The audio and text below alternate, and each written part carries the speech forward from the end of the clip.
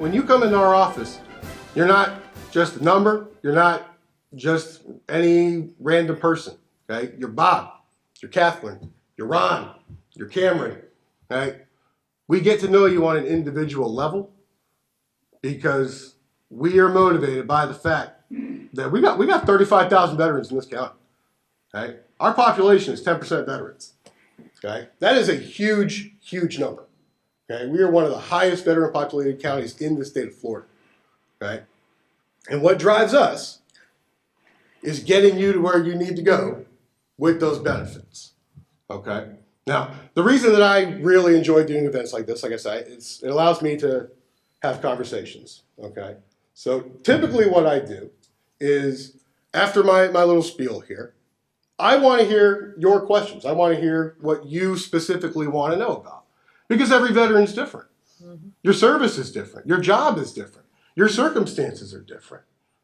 Okay? Some of you were in the Navy. Some of you were in the Air Force. Okay? Some of you were in the Army. All different missions in all different parts of the world. Right? And what I'm talking about up here might not necessarily be what you want to know about today. But I want to know what you want to know about. Yes? I'm not asking for a specific answer of any kind. Okay. But there's an elephant in the room in the veteran community right now, concerned for what's going on in DC. Do you have anything to say about that? Me personally, I'm not, because I'm a county employee. So I don't know if... It's in terms of the everyday veteran thinking about their claim and the status of it, and they're just emotionally managing that. Right. And that's it's tough. You know, I wish I could tell you otherwise. Now, I will say, on DAV's website, we have what's called the Commanders Action Network. And that's where you can then actually email your local constituents about laws trying to be passed, but those things that matter on Capitol Hill and what could be on the chopping block. I don't want to interrupt. We weren't going to do any questions and answers until after their presentation, because he has some stuff here that handouts you want to talk about, Drew, what is up here. And when you finish up, if there's some questions and if you feel like answering them, we'll do that. All right. All right, back to you, Drew. Yep. Okay. So essentially what I've got up here is just some office things that we give out. Some information about our office. There's some information about survivors benefits, burial benefits, a benefits booklet for the state of Florida. Okay, if you haven't had a chance to look at one of these books, there's a lot of great benefits for veterans in the state of Florida. Your mic's off. Yeah. Can you still hear me? Yeah. Am I doing all right? Oh, yeah. There you go. All right. We got some stuff over here for toxic exposure, different things like that. And then the main thing that we've got, if you come into our office, okay, we need to fill out some paperwork that allows us to legally represent you when it comes to the VA. Okay. So if you're interested in something like that, like I said, we've got plenty of good stuff up here. Feel free to come on up, take some information, and then we'll go ahead and start with the questions, I suppose. Okay. Well, I want to thank both of you for your presentation. And if you have some time and you want to answer some questions, we can do that now. But I wanted to get this on film now, their presentation, so we can put it out on YouTube. We're not going to be able to answer, put all the questions on YouTube. So if you have a question, raise your hand and I'll give you a mic. You think we have one right there? Do you have a question? Got any questions over there? That's somebody raise their hand. No, I was going to say that the director of VA put out a YouTube about what's going on in Washington and how it's going to affect VA. Well, we're going to get this, you got to give you the microphone. So. You don't need to give me a microphone, I'll start making. Yeah, that's right. He's a sergeant major. Nobody listens. Yeah, I want to introduce a fellow over here. My good buddy, Ike Fritz. Ike Fritz is a Gulf War veteran. He has gone through the DAV. He got lit up, right? You want to tell everybody about it? He's recovering again. This guy is on my YouTube show. He's a dear friend. He lives in the Veterans Village up in, what is that, Traverse? Umatilla, boy, I should know that, right? Should. And he walked in here after 30 years. He had the electroskeleton. You want to tell about it? We've been able to develop the exoskeleton for veterans that are paralyzed. And now the Tampa program is getting those veterans into the exoskeleton. And that benefits the person, it brings them to life again when they've been sitting for 30 years. I was able to take some of my first public steps here because the Eagles and Airman Bob have done so much for us. So that was my way of saying thank you. This is what you've made possible. Thank you for your service, brother. Yeah, I guess, anybody else got a question while I'm walking around? Yeah. Mr. Jim Maynard, Service Officer from 219 American Legion. If a veteran's getting a disability and they pass, can their spouse still receive that disability? Potentially. Yeah. Let you Go ahead. Okay. Generally speaking, if a veteran passes, the spouse can qualify what are called accrued benefits. Okay. Now, if that particular claim or that particular disability was already service connected, we would then more than likely be transferring to the either DIC or survivor's pension sort of benefit. Now, if let's say a veteran had a claim in and an active claim, and then the veteran passed away, the surviving spouse could then qualify for what are called accrued benefits. So essentially, the surviving spouse would take the place of the veteran, and then if those benefits were granted, they would be paid out to the surviving spouse. But only the benefits that are from the actual military then, is like what you're saying, because I can give you an example Okay. of someone who actually has 130% as far as the count goes, disability, but receives an 80% on salary.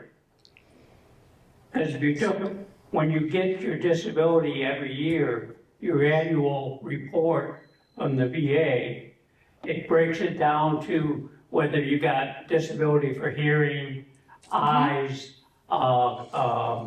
injury from your actual active duty. Myself, for an example, I have a 50% disability because of a wounded knee from Vietnam. I also got 50% disability for hearing from Vietnam. And I also have 30% disability for my heart and condition, which they feel that maybe that was related to Agent Orange. And it's not listed as one of the Agent Orange problems, but you know what I'm saying. So I've got 130% as far as paperwork goes. As far as revenue goes, is only 80%. But to go back to the original question, if all three of those are actually related to my time of service, does that mean the spouse is could get it if I pass? That's the question. And you have to probably fill out a form or something, right? Is this on? Is this on now? No. I'm just going to talk. All right. So generally speaking, when you talk about multiple disabilities, okay, what we call the VA math, right? They do what's called a combined rating, okay? So they don't go 50-50-30 as it sits, okay? They take your highest rated disability, right? Let's say it's a 50%, right? 50% is gone off the rip, right? So imagine yourself as 100% of a human being, right? So if your highest rated one is 50, they take that out. There's your 50. If your next one is a 50, that is now 50% out of the remaining 50, right? Which would be 0.5, 2.5, right? There you go. And then that's how they add it. It's a smaller number each time you get down. Okay? So that's why if you know anybody who's at 90%, okay, it takes a lot to get to that 100. Because let's say you're at a 90. Let's say you're at a straight 90. Okay?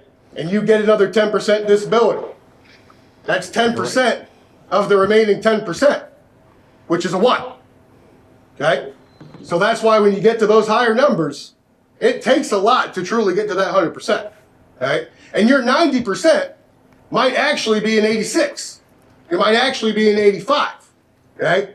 5 and up, they round up. 4 and below, they round down. Okay? Now, to your question about the benefits, there's 2 main survivor benefits that exist: survivor's pension and DIC. Okay? DIC is roughly about half of 100%. Okay? We normally see, I think it's about $1,600-1,700, somewhere in that range. Okay? There's 2 ways for a surviving spouse to qualify for a DIC payment. 1, the veteran was service-connected at 100% P&T for 10 years. Okay?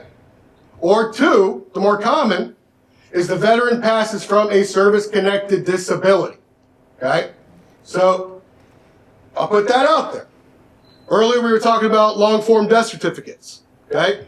If you put in a DIC claim and there is no long-form death certificate, they will not grant it.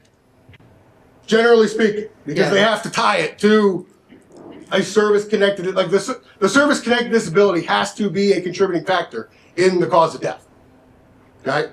So, when you're looking at those benefits, okay, for the surviving spouses out there, okay, when you get that long-form death certificate, make sure a service-connected disability is on that death certificate. Okay? A lot of times it can be real straightforward, realistically. Service-connected disability here, highlight the long-form death certificate here, 534, you got your claim form, marriage certificate, bam, here we go. Okay? Does that answer your question? Well, the service connected, does that mean that has to say that on your VA card? Correct. My VA card does say that. Correct. What the VA has determined as service-connected, yes. Right. Would you agree that that's? Hold on a second. Let me give you the microphone. I got one question for you on this, because somebody asked me, their husband just recently died, who was a veteran and was getting. Now she says to me, I was not his first wife. They divorced. Do I get the benefits, survivor benefits, or does the first wife get it? Yep. It's current spouse. That's a hard question. I'm gonna give it to Current you. spouse. Getting answered, first one, yeah. The answer to that is current spouse. It'll be your current spouse that is entitled to the benefit. I think we have one back there, yes. Stand up. Would you agree with this gentleman's question and your answer? That is why it is imperative that folks connect their claim to the PACT Act if they're married, because that increases the likelihood that their spouse will get that death certificate with the service-connected death clause. Sorry, folks, I hope you can hear me. Would you agree that that's, or is it a risk? I don't think there's ever a risk. Pursue that. I wouldn't necessarily call it. Listen, my philosophy is make the VA say no. That's how I see it. Okay. Now, when it comes to things like the PACT Act, a lot of these things don't end up actually getting service connected, right? So then when we go for that, we can see the denial there. Now, another part of this is that what's really nice about things like the PACT Act and the Agent Orange legislation and all that is that even if something wasn't service connected, if you can prove the presumptive status based on duty, based on where you went, okay, the VA will also service connect that. For example, let's say we've got a Vietnam veteran who passed away from coronary artery disease. Okay? But that veteran was not, in fact, service connected for coronary artery disease. Okay? That is still a claim that we are going to put in because it should have been service connected based on the fact that the veteran had service boots on the ground in Vietnam. Okay? And what you're seeing now, especially with the PACT Act, is all these different locations have now opened up. So now you've got Thailand, you've got Laos, you've got Cambodia, you've got Guam. Right? all these places are now going to fall under that presumptive status. Okay? Same thing with the PACT Act when it comes to the Gulf War. Right? The PACT Act is mostly geared towards Gulf War veterans. Right? So if we're talking certain respiratory conditions, certain cancers, okay, if that veteran has that GWAT or that Iraq campaign medal, that Afghanistan campaign medal, yeah, you absolutely put that claim in. Because more than likely it's going to get approved.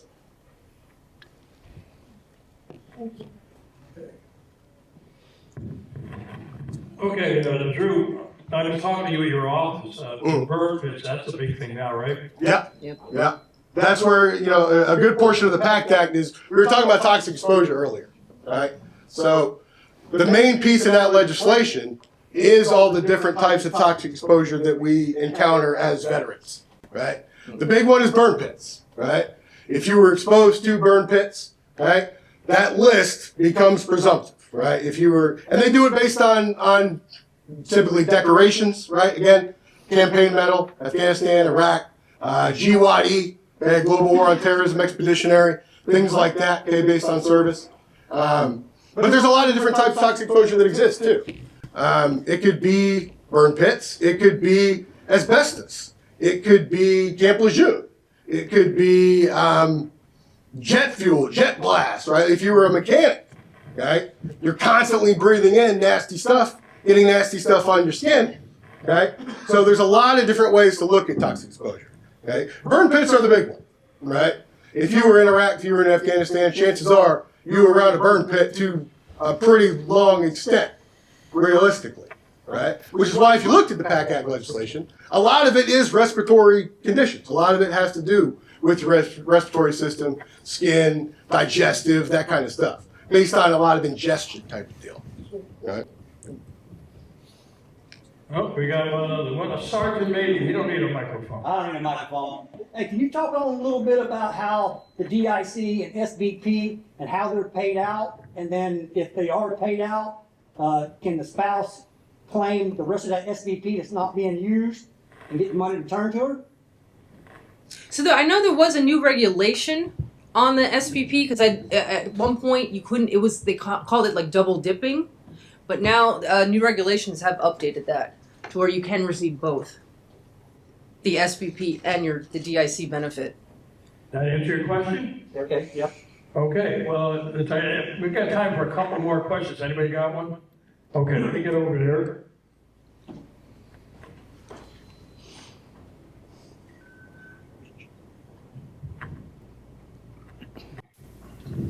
I have a friend that went to a lawyer.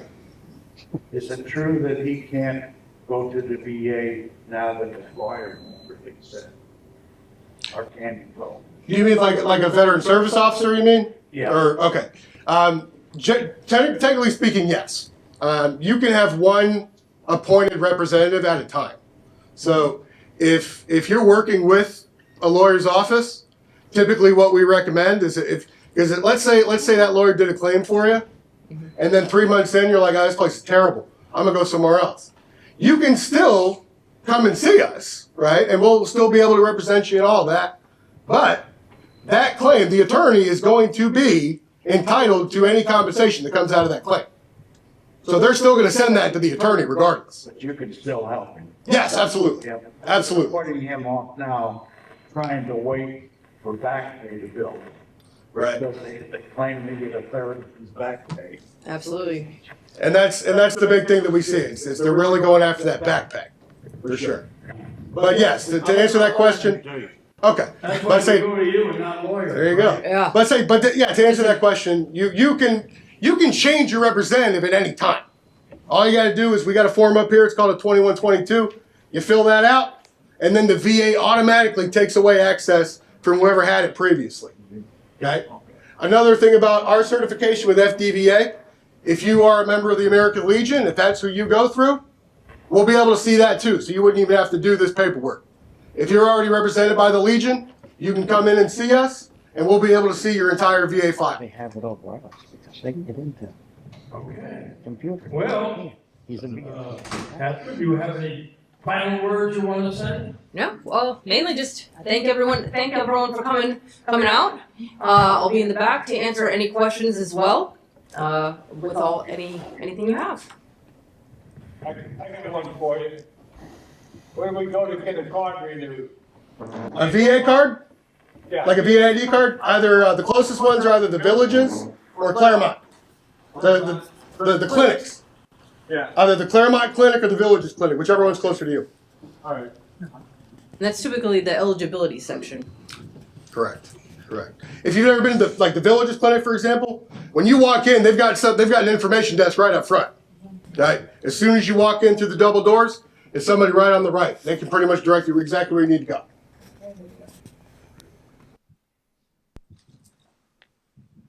Okay, we're gonna wind this down. They're gonna stick around a little bit, but if anybody else got any more questions or anything, but I want to thank you, both of you, especially you came all the way from St. Petersburg, right? Indeed. Yeah, what a ride. And I'm told my partner over here tells me I have to move over here so they can see my pretty face. There you go. But I really appreciate you coming. Like I said in the beginning, I get asked a lot of questions, and I said I'm not a service officer. You guys are the experts. There's a couple experts I know in the audience out there. But I'm very happy that we did this. I want to thank the Eagles for allowing us to use the room. This will be on Central Florida Salute YouTube, and whenever she decides to put it on, that's how it works. But anyway, thank everybody for coming. And there's some handouts there if you want. And you guys know how, well, you don't, maybe have you seen the show? I have not, no. Okay, well, you see that camera right there? Yeah. She knows because she was watching the show before. Oh, okay. And she's a veteran, so she can salute too. Yeah. But this is how we do it. To all our veterans out there, active military and their families, we salute you for all you do. Till next time, keep watching Central Florida Salute on YouTube. Thank you.